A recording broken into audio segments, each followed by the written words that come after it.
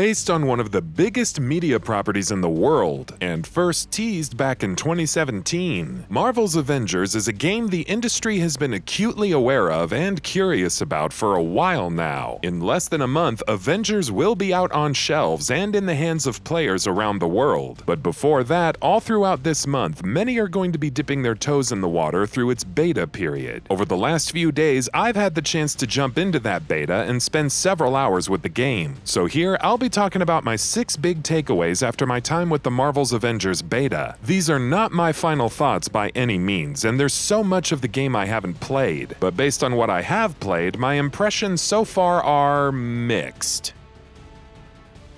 Combat is fun, but not with all characters.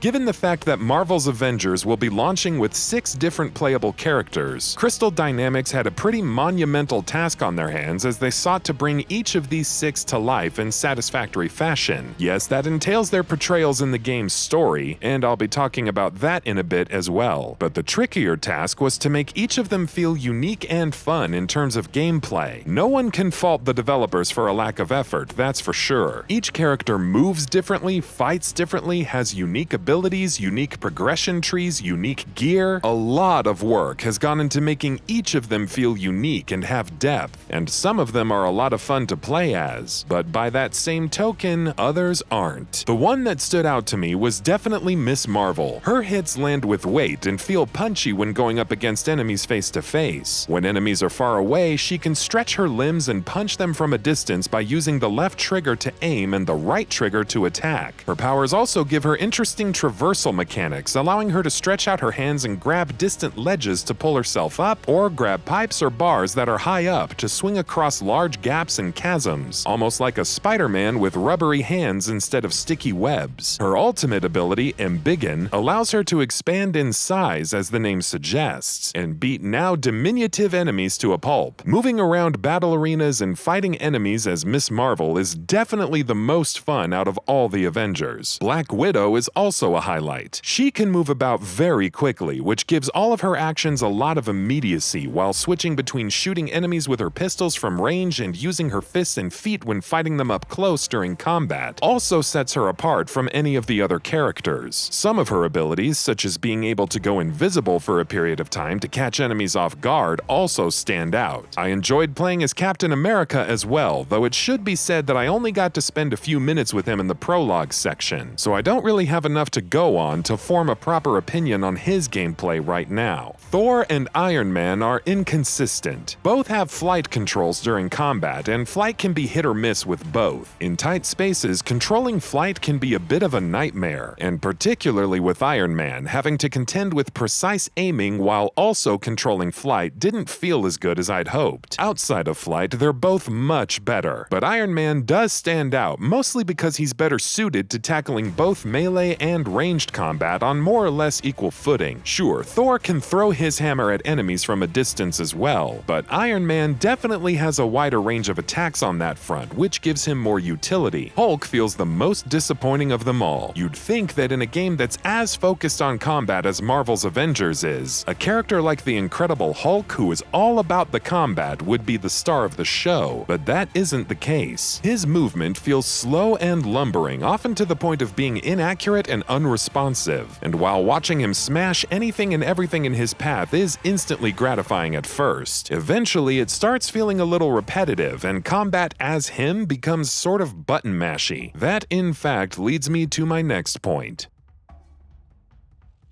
Combat threatens to be a bit too button-mashy. As I mentioned, this is definitely more of an issue with the Hulk, maybe because of his very nature as a character, than anyone else, but it does pervade the combat to varying degrees with all of them. The highlights with each character in terms of raw combat itself are the ultimate abilities, which are as fun to pull off as they are to witness, without exception. But by definition, these abilities can only be pulled off once in a while, and in the time that you don't have access to those, you rely on your light and heavy attacks. Pulling off combos Heroes is surely a lot of fun, more so with some characters than others, and unlocking more skills and combat moves, which I'll get to in a bit, does help with injecting variety into the combat, but things can feel a bit too samey every now and then nonetheless. It definitely doesn't help that many of the missions put too much of their focus on combat, something that helps stave off the feeling of repetition brought on by occasionally button-mashy combat is enjoyable traversal, but this too is something that varies on a character-to-character basis. You'll remember that I mentioned Miss Marvel and Black Widow being my favorite characters to play as, and that's because they're the most fun to move around as. The former because of the enjoyable traversal her stretchy arms enable, and the latter because she's so quick and agile and feels so responsive. I mentioned that my impressions of Iron Man and Thor were mixed, and it's no coincidence that the biggest issues I had with both were their flight controls, especially with Iron Man, who relies on flight much more than Thor does. And again, it's no coincidence that slow and lumbering Hulk was my least favorite character to play as.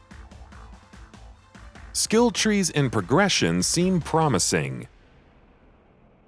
If not for the skill trees, combat in Avengers would surely feel significantly more button-mashy. Each character has 3 unique pages of skill trees, and though the beta only gave access to 1 page per character, that was still enough to improve combat noticeably. Characters level up and gain skill points as they do, which you then use to unlock unique moves and combat abilities from their skill trees, and I found myself quite invested in this particular aspect of progression, perhaps even more than the loot. Again, I'll get to that in just a bit. It's hard to go into too much detail here unless I start describing the exact moves you can unlock with each character. What I can tell you is that they inject much needed variety into the combat, and they also give you plenty of options to pick and choose from based on how you like to play. If you like to go big with the Hulk's hard-hitting attacks, then you have to charge up before unleashing them, which definitely has a risk-reward factor. You can unlock skills to make those more effective. If you like using Miss Marvel's ranged moves, you can unlock skills that allow her to make follow-up attacks and make her deadlier from a distance. And this was just from 1 skill page. The full game has 2 more full pages for all the Avengers, so it's safe to say that I'm optimistic about what the game's progression will have to offer on this front. This is something that facilitates combo-based combat, which, given the sheer variety on offer based on how each character is so unique from all the others, makes it one of the game's most promising aspects. But of course, for better or for worse, skill trees are definitely not the primary means of upgrading your characters in Avengers, which brings me to my next point. The loot is extensive, but it feels incongruous. One of Marvel's Avengers' most controversial aspects is the fact that it's being built as a gear-driven game, with many saying that the decision to have an Avengers game chasing the Destiny crowd feels incongruous with the nature of the property. That's something I still feel after the time I've spent with the game. That's not to say the loot feels unnecessary. This game isn't lacking in terms of the gear you can outfit your Avengers with, and it certainly does throw a lot of options into the mix with the various enhancements and benefits all the gear pieces can bring. While the fact that each gear piece can also be individually upgraded a certain amount of times also gives you even more control over progression. It just feels a bit too excessive? I'm not talking about how much gear you get. Loot drops and leveling have been accelerated in the beta, so I can't say for sure yet how this in particular will turn out in the final game. But every time you enter a menu, you get a deluge of gear pieces to choose from. Each kind of gear piece is upgraded using a different currency. Different gear pieces can have different effects, from increasing your chances of landing a more powerful finisher in a combo to increasing a certain type of elemental damage. Equipping more powerful gear increases your power level, but you also have to keep an eye on individual facets like your melee rating or your ranged rating and so on. It's all a bit much, and it's not what I want to be doing in an Avengers game. Does it make sense for Iron Man to be decking out his suit with different kinds of gear to fine-tune his abilities? Absolutely. Does it make sense for Miss Marvel to be doing that? I'm not so sure. It just feels at odds with what an Avengers game should be about. I realize that this point in particular will probably be highly subjective, and a well-implemented and well-balanced gear system might be enough to outweigh that incongruity, but based on my time with the beta, I personally have my doubts. The Chimera is a cool hub location.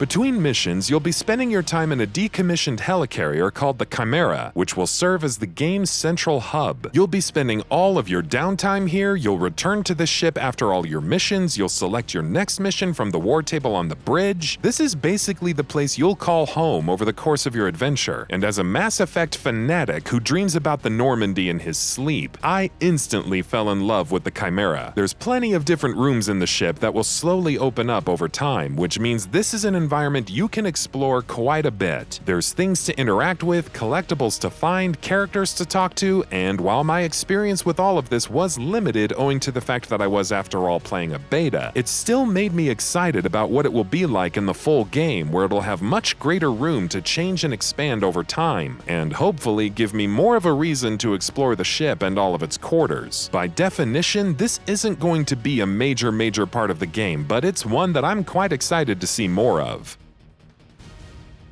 The story seems promising.